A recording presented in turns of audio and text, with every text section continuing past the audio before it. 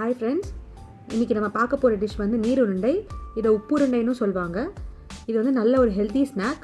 வாங்க இது எப்படி செய்கிறதுன்னு பார்க்கலாம்.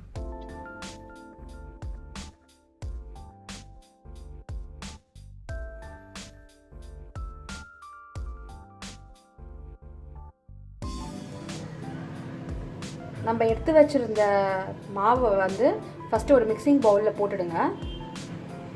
இது வந்து 1 கப் இடியாப்ப மாவு.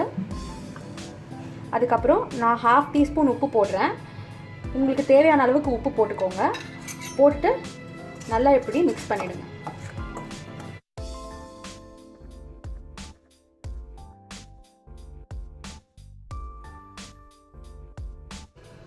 அதை நல்லா மிக்ஸ் பண்ணதுக்கப்புறம் 2 கப் தண்ணியை வந்து கொதிக்க வைங்க.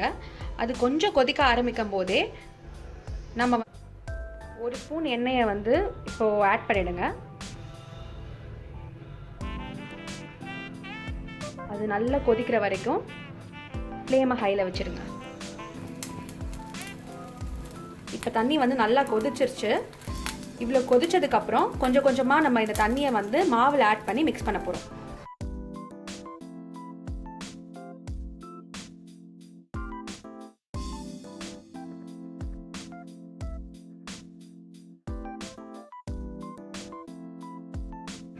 இப்படி கொஞ்சம் கொஞ்சமாக ஆட் பண்ணி மிக்ஸ் பண்ணிகிட்டே இருக்கும். இப்போது மாவு வந்து நம்ம ஓரளவுக்கு மிக்ஸ் பண்ணியாச்சு. இப்போது இந்த கன்சிஸ்டன்சி வந்ததுக்கப்புறம் கொஞ்சம் ஆறுற வரைக்கும் வெயிட் பண்ணுங்கள். வெயிட் பண்ணதுக்கப்புறம் கையால் பிசைங்க இந்த மாவை. இப்போ ஓரளவுக்கு நல்லா ஆறிடுச்சு. இப்போ வந்து நல்லா பிசைஞ்சிக்கலாம் அதை. இப்போது நம்ம வந்து ஒரு பாலாக உருட்டி அந்த நம்ம தேங்காய் பல் எடுத்து வச்சுருக்கோம்ல, அதை வந்து உள்ளுக்குள்ளே வச்சு ரவுண்டாக பிடிக்க போகிறோம். அது எப்படின்னு பார்க்கலாம். இந்த மாதிரி ஒரு 2-3 தேங்காய் பல் உள்ளே வச்சிடணும். வச்சுட்டு அது வெளியே தெரியாத மாதிரி நல்லா உருட்டிக்கணும்.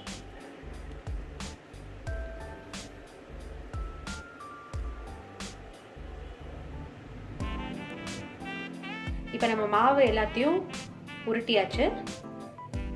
இப்போ இட்லி பானையை வந்து ஹை ஃப்ளேமில் வச்சு தண்ணி கொதிக்கிற வரைக்கும் மூடி வைக்கணும்.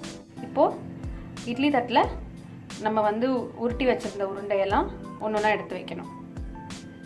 இப்போ நம்ம உருட்டி வச்சுருந்த எல்லா உருண்டையும் இப்படி இட்லி தட்டில் ட்ரான்ஸ்ஃபர் பண்ணியாச்சு. தண்ணி கொதித்த உடனே நம்ம இதை வந்து உள்ளே வச்சு வேக வச்சிடலாம்.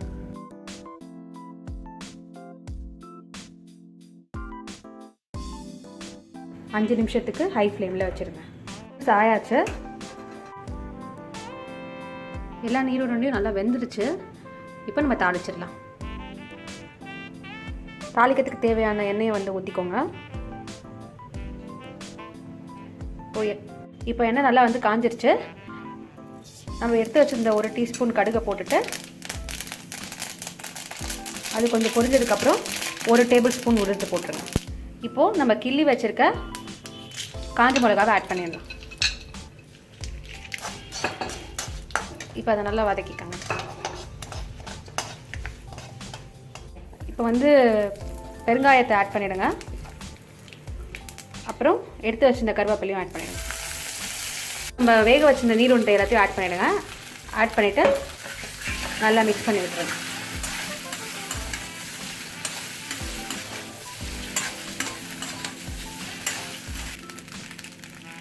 இது ஒரு நல்ல 3 மினிட்ஸ்க்கு வதக்கிக்கோங்க.